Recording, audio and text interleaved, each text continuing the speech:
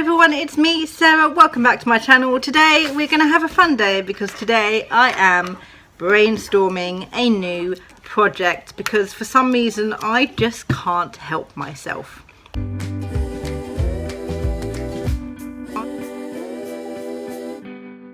Now I'm in that stage with my writing journey where I'm waving a pen around as I talk.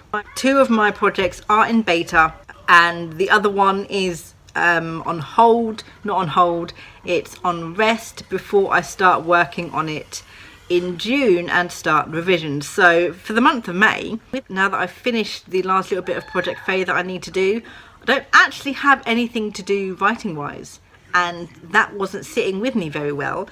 So here I am with a new project. I'm not very good at plotting. I'm very good at sort of the general plot, like I'm fabulous at coming up with those. It's the actual physical plot that I have the greatest difficulty with. So today I'm going to brainstorm and I'm going to try a few different ways of brainstorming in order to get this sort of half-baked idea in my head to sort of a fully fledged, not even fully fledged, like part-baked sort of plot that I can work on and try to outline and I suppose eventually write at some point this year, but take longer than a week to do it.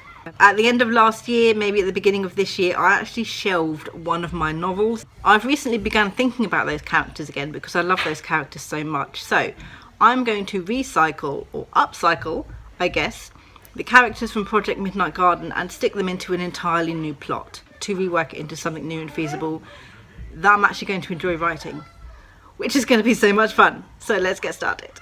Now I am not usually a very good brainstormer. I get frustrated and I get impatient with sort of dawdling about figuring out characters and their backstory and their weaknesses and strengths and sorting out the finer details of the plot and the subplot and weaving it all together, and I'm just like, no, I can't do it. I've tried to be a planner, I really have.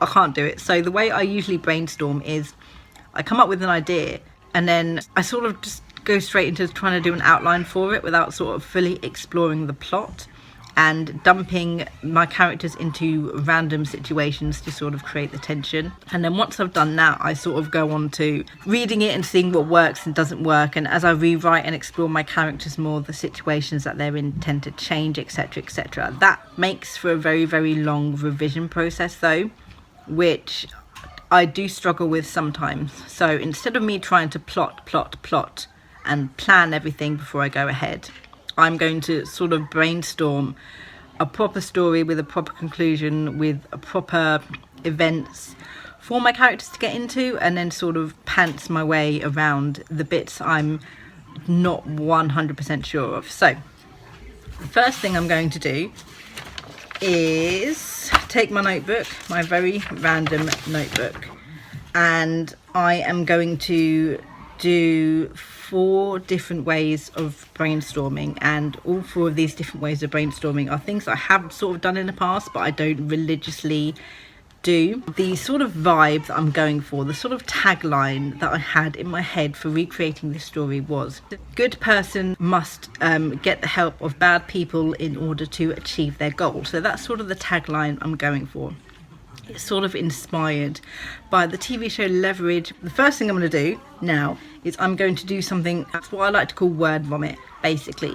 I'm just going to write down everything that I have in my head about this novel. And it probably doesn't make sense, and it's probably not going to make sense after I've written it down and looked at it. But that is my starting point to get everything in my head onto the page, and we're going to start from there.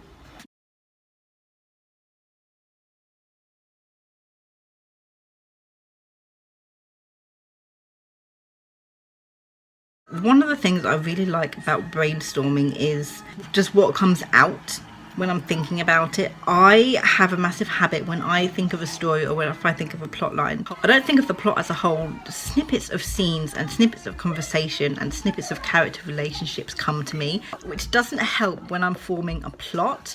It helps more when I'm sort of sorting characters out, but it's very, very random scenes, which if I write them down, they're probably no more than 200 words long. That's what comes to me when I think of a story. It's very difficult to sort of take those little snippets and extend them into something more. But the good thing about word vomit is getting everything out and writing it down.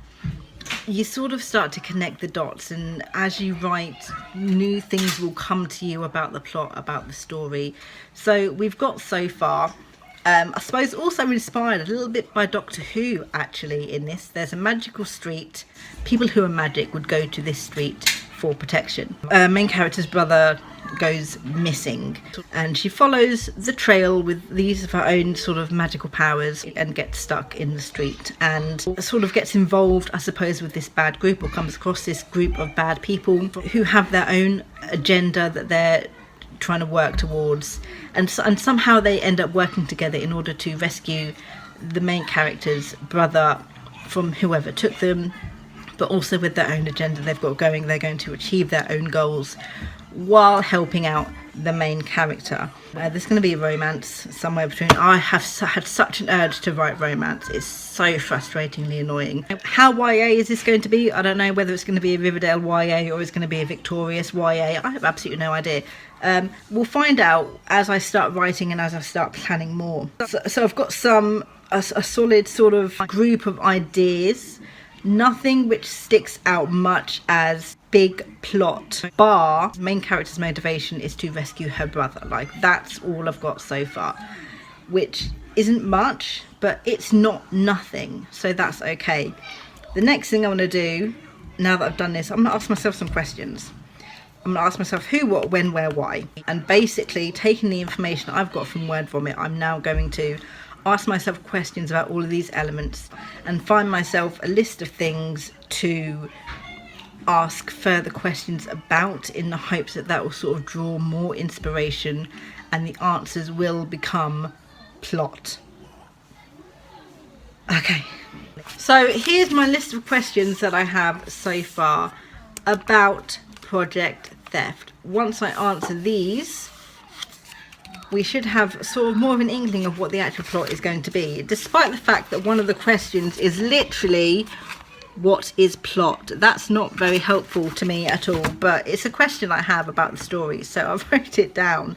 I don't want this to turn into she's going to rescue her brother, but then gets involved in trying to reclaim the street and overthrowing the new tyrant people in charge of the street. I don't want it to turn into that. So I know what I don't want the plot to be. I need to answer these questions now to figure out sort of what the underlying plot is going to be, and I suppose that's going to be the most difficult thing to do. Okay, answering these who, what, when, where, why questions was a lot more difficult than I thought it would be, because I was trying to answer them in regards to what would fit in with the plot that is not in my head, rather than just answer them. Like, there should be no wrong answers when I do this, but there we go. So I've sort of answered most of them, trying to stay away from the whole the people who are in charge of the street are inherently bad and you have to overthrow them. I'm trying to stay away from that. It's difficult because I can't think right now something different to go. So we have all of the answers here.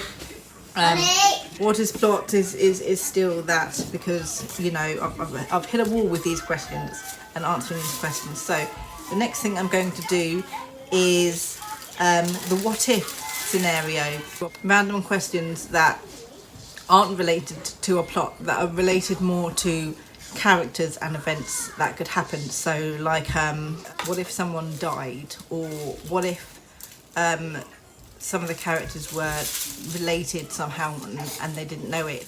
Questions like that I could ask myself, that are sort of going to help me figure out what type of tension or action or drama or anything like that I want to happen in my novel. And there's no too crazy a what if question.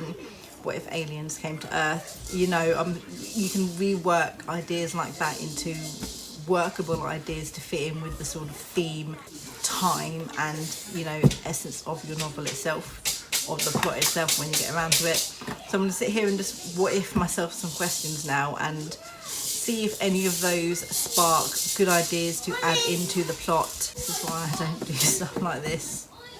This is why I don't brainstorm. Hate it. Have to do it. Have to do it. Okay. This was also difficult. because it's plot related and I suck at that. So we have such questions like, what if the kidnapping was a trap just to get the main character into the street? What if the characters were betrayed by someone? What if the father was in on it? Ooh. We've got some good things. I can see some very good stirrings, beginnings of some drama, some tension, some plot points going in there. Is it enough at the moment for an actual proper plot? For me, not particularly. We're gonna do our best. I've got more of a main plot now, which is good. So the main character, Lane, lives with her father and her brother. She knows her heritage, she knows that her family has magic, that she has magic. She's been warned about this magical street for as long as she can remember. Her father always tells her that the street is not kind to magic, to beware it, to never go in, because that's how they lost their mother. Lane's brother is kidnapped because he has latent magic within him, and Lane tracks her missing brother down to this street. She goes in, despite all the warnings her father gave her. She cannot get back out, so she's now stuck in the street. When she's in the street, she meets Matthew. Matthew is one of her old friends who she hasn't seen in a few years, so they know each other. She finds out her heritage, that she is an ancestor of one of the founding families. Her great-grandmother, great-grandfather, or someone was one of the people that helped start the street in the first place. And she joins up with Matthew and his criminal friends in order to rescue her brother. But the criminal friends have their own agenda, and they're using Lane's magic in order to get what they want, which is, at the moment, the stores of magic that the, I suppose, rulers of the street have. So I've got something there. We've got something to start off with. I'm going to do some free writing. So free writing is basically where I write down everything that is in my head. It's a bit like word vomit, except for instead of writing down everything that I do know, I'm going to write down everything that I know so far, and then everything that I don't know and all of the questions that I need to be answered. So basically I'm going to write down what I've literally just been saying, and what will come from that is when I know what I need to find out, I can sort of better work that, and then sort of figure out the actual plot and make it make sense. Because even after all this brainstorming, I've got the bare bones, but I'm still missing the rest of it.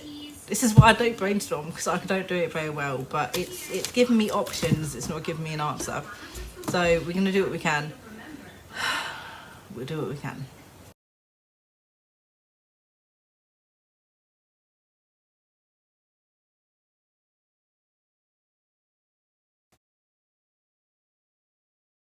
We've sort of got something. Yeah, no matter how much brainstorming I do, I keep going over the same points over and over again in my head. So trying to obviously brainstorm in one day isn't really working for me at the moment. So free writing has helped sort of give a little bit more in regards to the magic in the street, regarding the spiritual magic that everyone has, and the physical magic. So that's good. I've sort of got an angle to go on there, and it's given me tiny little bits and pieces, but yeah, again, I'm going over the same points I've got over and over again, so I need to sit and stew on what I have before I do anything else. I'm about to go online as part of the authortube virtual retreats. I'm hosting a live stream, and I'm going to be working on writing down the scenes that I have in my head currently for this project, to see if anything else spurs out of them. I'm also going to be filming for another video, a writing font experiment, so I'm going to be filming a video while live streaming. That's a lot. So hopefully writing out these scenes I've got in my head is going to, I suppose, reveal a little bit more about the characters themselves.